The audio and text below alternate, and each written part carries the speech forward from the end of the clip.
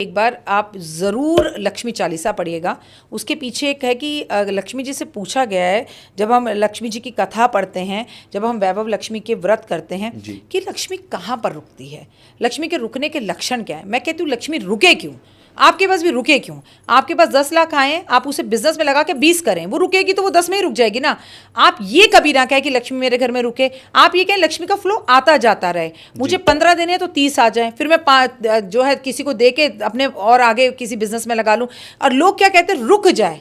रुकने का मतलब है तो आपके पास भी आना रुक गई, आपकी लक्ष्मी आपके घर ही बैठी है, वो आगे बढ़ी नहीं रही, दिन दुगनी रात चौगनी तरक्की नहीं करी। तो इसलिए सही बात को समझना जरूरी है।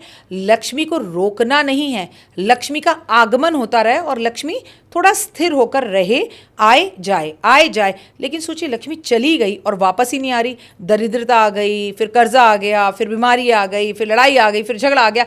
एक बार जब लक्ष्मी किसी के घर से रूठ कर जाती है तो वहाँ सिर्फ प्रॉब्लम्स होती है, ये बात समझ लीजिए। अब स्थिर करने का तो लिखा हुआ है बहुत अच्छा लक्ष्मी चालीसा में, जिस घर में पत्नी पति का सम्मान करती है, जिस घर में पति पत्नी का सम्मान करता है, जिस घर में अतिथियों को आओ अतिथि आओ भवा कहा जाता है, जिस घर में अतिथि आते हैं, जिस घर में गाय को रोटी दी जाती है, जिस घर के अंदर पत्नी कभी कलेश नहीं करती है, जिस घर में लोगों का सम्मान होता है, गाय के लिए चारा निकाला जाता है, जिस घर में प्रेम से पड़ोसी एक दूसरे के साथ रहते हैं, ऐसे घर में मैं स्थिर रूप से वास करती हूँ और इसके सिवा के घर में कभी कभी मैं नजर डालती हूँ। ऐसा खुद लिखा हुआ है लक्ष्मी चालीसा के अंदर, आप उसे पढ़ें और समझें। और दूसरी बात, जिस घर में सत्यनारायण भगवान की कथा कलयुग में महीने में एक बार होती है, मैं आपको लिख कर दे रही हूँ, लक्ष्मी वहाँ से कभी नहीं जाती, क्योंकि वहाँ पर विष्णु का स्थिर वास